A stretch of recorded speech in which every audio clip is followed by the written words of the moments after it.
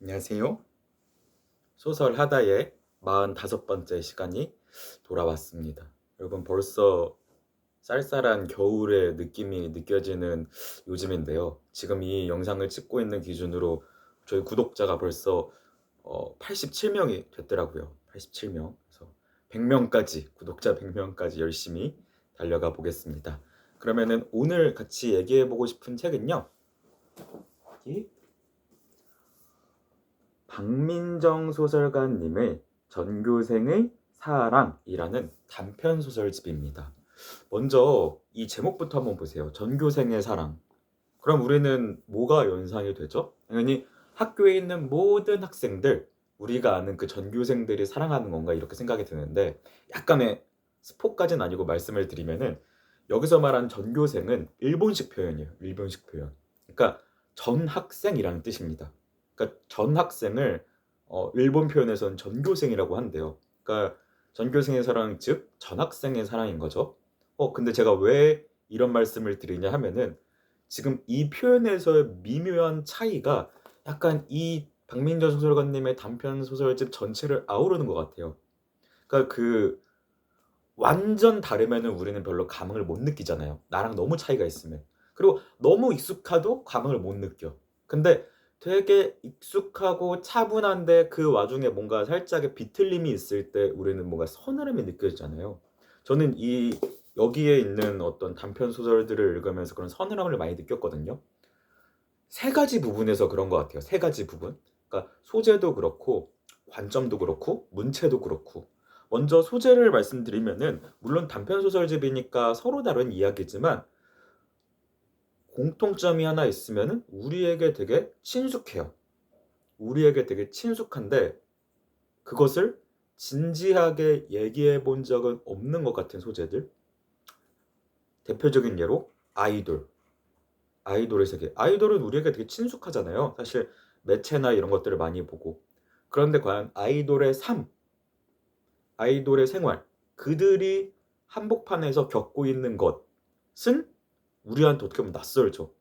그리고 우리가 곰곰이 생각을 해보면은 아이돌은 여태까지 우리가 대상으로서만 소비를 해온 거잖아요. 그러니까 친숙하게 느껴지는 거고. 근데 그들을 주체로 두고 생각을 했을 때 뭔가 달라지는 서늘함이 느껴지는 것 같아요. 그래서 특히 박민정 소설가님의 이번 소설집에는 어떤 특정한 아이돌 멤버를 중심으로 하여 또 다양한 관점에서의 시점을 달리해서 작품을 이렇게 다르게 한 작품들이 있거든요. 그래서 그런 것들이 저는 되게 흥미로웠고요. 소재 자체로도 그렇고 저는 관점에서도 또 말씀드리고 싶은 게 굉장히 좀 놀랐던 게 제가 왜 서늘하다고 느껴졌냐면은 어떤 사태 바깥에서 차가움을 유지하는 거는 저는 쉽다고 생각을 해요. 왜냐면 나랑 상관없는 일이니까. 그러니까 멀리서 관조하듯이. 그리고 동시에 어떤 사태 안에 들어가서 막 뜨거워지는 것도 저는 어렵지 않은 일이라고 생각을 해요. 그러니까 내가 당사자니까 막 뜨겁게 외칠 수 있잖아요. 근데 박민재 소설가님의 이 소설에 나오는 화자들의 공통점은 어떤 사태 안에 들어가 있으면서도 차가워요. 이게 굉장히 어렵고 엄청난 정신력이랄까요? 그게 동반된 작업이잖아요. 그러니까 내가 예를 들면은 어떤 폭력의 피해야. 폭력의 피해를 당했어. 그런데 그 사태 와중에 들어가서 그럼에도 불구하고 자기 자신에 대해서 돌아보고 혹시 내가 뭔가 다르게 생각하는 건 아닐까 하는 이 차가움을 유지하는 그 냉정함이 저는 되게 엄청 서늘하게 느껴졌습니다. 특히나 이 아까 전에 아이돌 관련 얘기를 했잖아요. 그러니까 아이돌들이 특히 여자 아이돌이죠. 아이돌들이 겪는 아픔과 고통에 대해서 화자인 자신이 말하면서도 자기가 그거를 좀 어떻게 보면 손쉬운 방법으로 그냥 분출하기보다도 분노를 분출하기보다도 오히려 차갑고 차분하게 담담하게 얘기하는데 그래서 읽는 이로 하여금 엄청 서늘함을 느껴지게 하는 그런 부분들이 있습니다. 이게 어떻게 보면은 박민정 소설가님의 어떤 스타일일 수도 있겠죠. 그래서 여기 보면은 이 띠지에 사회파 소설이다라는 말이 있어요. 근데 저는 사회파 소설이 뭔지는 사실은 잘 모르거든요. 그런데 잘 생각을 해보면 그냥 사회파 소설이다라고 했을 때 드는 스테레오타입. 아 그냥 사회에 대한 어떤 뭐 고발을 하는 거구나. 뭐 약간 저널리즘적인 어떤 소설이구나라는 게 그냥 스테레오타입이 떠오르는데 그것과는 확실히 다른 것 같습니다. 그러니까 보통 우리가 탐사 소설이다라고 하면은 딱 정해져 있잖아요. 나는 조사하는 사람이고 저기 어떤 악의 무리 혹은 잘못된 문제 방식이 있고 나는 그거에 대해서 조사하고 뭐 폭로할 거야. 이런 관점이 딱 정해져 있다면 이 소설은 그게 아니죠. 왜냐면은 이 소설은 자기도 그렇게 생각을 하는 거예요. 나 역시 어떤 그런 문제의 대상이지 않을까? 나 역시 어떤 폭력의 가해자이지 않을까?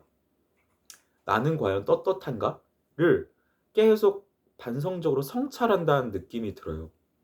그래서 어떻게 보면은 속 시원하게 누구를 벌 주고 권성징악처럼 막 누구를 때려잡고 그런 건 아니겠지만 그래서 그런 식의 카타르시스는 없지만 오히려 읽고 난 다음에 잔잔하게 더 남는달까요? 그래서 이 소설의 그냥 분위기로만 치면은 확실히 아까 제가 말한 대로 잔잔해요. 담담하고 좀 조용하고 고요한 느낌이에요. 제가 마지막에 문체 말씀드릴 텐데 문체도 역시 차분하고 정갈한 편에 가깝습니다. 그 흔한 욕도 거의 나오지 않고 요즘 소설에 사실 욕 많이 나오는 거 많잖아요. 강렬함을 표현하기 위해서. 그 흔한 욕도 거의 나오지 않고 과격한 표현도 거의 나오지 않아요. 하지만 그럼에도 불구하고 막 그런 거 있잖아요. 고요한 와중에 이 지층 밑에 어떤 용암이 끓고 있을 것 같은 그런 두려움?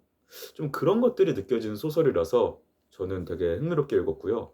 무엇보다도 아까 문체 얘기를 잠깐 하다가 말았는데 제가 좀 항상 이 소설가님들의 소설을 읽을 때 중요히 생각하는 게 이 소설가님들은 쉼표를 어디서 쓸까? 그리고 긴 문장이 왔다가 갑자기 짧은 문장이 온다든지 약간 이런 것들을 저는 되게 중요하게 보는데 박명재 소설가님은 재밌는 게 쉼표를 되게 좀 특이하게 쓴다는 느낌을 받았어요. 특이하게 쓴다. 좋은 의미에서 특이하게. 그러니까 전혀 쉼표가 없을 것 같은 타이밍에 쉼표를 쓰고 그리고 중간중간에 이런 문장이 나오는 거죠. 보통은 우리 소설의 문장에서 뭐뭐 한다, 뭐뭐 한다, 뭐뭐 한다 다 이렇게 딱 이 다라는 종결 어미를 많이 쓰잖아요. 근데 중간에 갑자기 하지만 그냥 그건 그런 거겠지. 라는 어떤 구어체적인 문장이 툭툭 들어가는 순간들이 있거든요. 근데 그때마다 우리가 마치 쓱 가다가 갑자기 걷다가 어떤 턱에 신발을 걸려서 잠깐 주춤하게 되는 것처럼 그런 독서 경험을 하게 되는 묘미가 있는 것 같습니다. 그래서 이 되게 이 표지를 다시 한번 좀 보여드리면은 굉장히 하늘색 표지에 차분한 것 같지만 제목은 빨간색이죠. 약간 이거 오싹하지 않나요? 저만 약간 쫄보라서 그런가요? 그죠? 되게 하늘색 파스텔인데 빨간색의 글씨. 이거야말로 이 소설가와 이 소설 작품의 정체성을 보여주는 게 아닐까 합니다. 그래서 요즘 너무 강렬한 이야기에 좀 지치신 분, 그리고 반대로 너무 차분하기만 한 이야기에 지치신 분이라면 어떻게 보면 이 어려운 말인데 되게 이 변증법적이라고 할까요? 그런 것들을 담고 있는 박민정 소설가님의 단편집 전교생의 사랑 꼭 한번 읽어보시길 바라겠습니다. 감사합니다.